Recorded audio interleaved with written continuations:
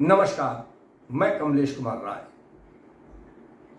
जाति जनगणना की मांग को लेकर देश में राजनीतिक दलों के द्वारा माहौल गर्म करने का प्रयास किया जाने लगा है। चुनावी हथकंडों के लिए 2022 में उत्तर प्रदेश सहित 5 प्रदेशों में होने वाले विधानसभा के चुनाव और 2024 में संसदीय चुनावों की बतौर जुगत राजनीतिक दलों के द्वारा लोगों को अपने पक्ष में करने का यह प्रयास देखा जा रहा है। बीते सोमवार को बिहार के मुख्यमंत्री नीतीश कुमार के नेतृत्व में 10 राजनीतिक दलों की 11 सदस्यीय प्रतिनिधिमंडल के द्वारा प्रधानमंत्री से मुलाकात कर इस मांग को दोहराया गया। प्रतिनिधिमंडल में बिहार विधानसभा में विपक्ष के नेता तेजस्वी यादव सहित भारतीय जनता पार्टी के भी सदस्य मौजूद थे। प्रतिनिधिमंडल ने बिहार विधानसभा में पिछले दिनों जाति जनगणना को लेकर पास किए गए प्रस्ताव को प्रधानमंत्री के सामने रखते हुए यह मांग की गई कि वह जाति हित के लिए जाति जनगणना का कराना जरूरी है। प्रतिनिधिमंडल में शामिल सभी सदस्यों द्वारा प्रधानमंत्री से इस मांग को अपने ढंग से दोहराने का काम किया गया। सवाल उठना लाजमी है कि क्या सिर्फ पिछड़े वर्ग को साधने के नियत से जाति जनगणना की बात की जा रही है या इसके पीछे राजनीतिक दलों की और कोई मंशा है। उच्च जातियों में भी तमाम ऐसे दल, तमाम ऐसी जातियां हैं जो लगभग गरीबी रेखा के पास बताई जाती है, लेकिन किसी भी राजनीतिक दल के द्वारा उच्च जाति से संबंधित इन जातियों के बारे में किसी भी तरह की कभी भी कोई चर्चा नहीं की जाती, क्योंकि उनका फायदा पिछड़े वर्ग के लोगों को साधने से ज्यादा होता दिखता है। राष्ट्रीय स्वयंसेवक संघ, जिसके द्वारा आरक्षण का हमेशा से विरोध किया जाता रहा है, लेकिन सत्ता ऐसी चीज है कि 2014 में भारतीय जनता पार्टी ने जब से केंद्र में सरकार बनाया है, उसके बाद से आरएसएस के द्वारा आरक्षण पर बोलना बंद कर दिया गया है। आर्थिक रूप से आरक्षण देने की मांग आरएसएस की हमेशा से रही है, लेकिन इस सवाल पर भी आरएसएस के द्वारा चुप्पी साधे रखना ज्यादा बेहतर समझा जा रहा है।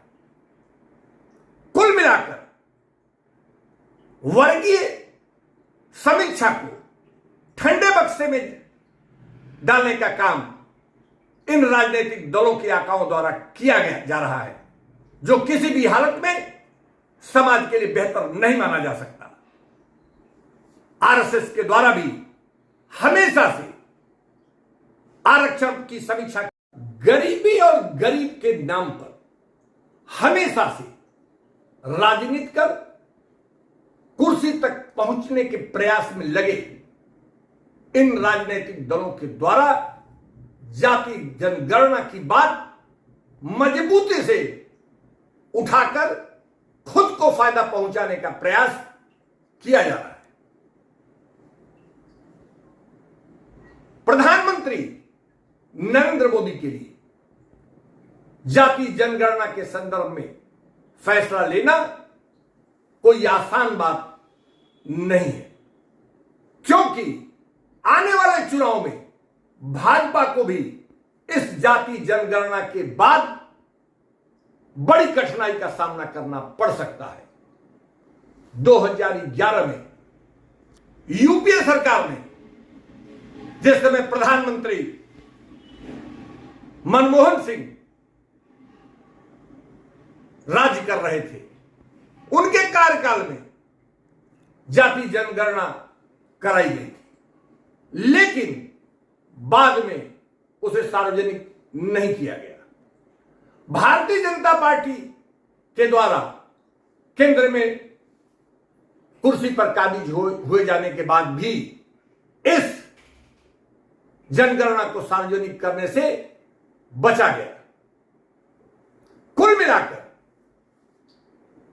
केंद्र में बैठा कोई भी राजनीतिक दल, चाहे कांग्रेस रहा हो, चाहे वर्तमान में भारतीय जनता पार्टी, किसी के भी द्वारा जाति जनगणना कराने का फैसला लेना एक बड़े संकट को बुलाने जैसा निर्णय लेना होगा।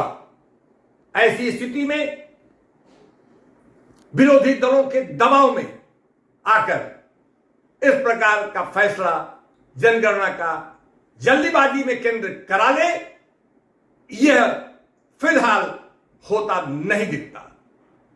यही नहीं, जिस ढंग से बिहार के मुख्यमंत्री नीतीश कुमार के साथ उनके घोर विरोधी तेजस्वी यादव के द्वारा कदम ताल करते हुए कंधे से कंधा मिलाकर प्रधानमंत्री के यहां जाकर इस मांग को दोहराया गया, उससे उनके राजनीतिक भविष्य का सहजता से अंदाजा लगाया जा सकता है। सभी राजनीतिक दल, चाहे वह नीतीश कुमार हो, तेजस्वी यादव या फिर कोई और, सबको गरीबों के कंधे पर बैठकर कुर्सी तक पहुंचने की बेताबी इस मांग के जरिए आसानी से देखा जा सकता है। उच्च जाति के बाबत किसी भी राजनीतिक दल के द्वारा उसकी परेशानी के संदर्भ में किसी भी राजनेता के द्वारा कभी बात करते, कभी चर्चा करते, कभी उस पर बहस करते किसी के द्वारा नहीं देखा गया होगा।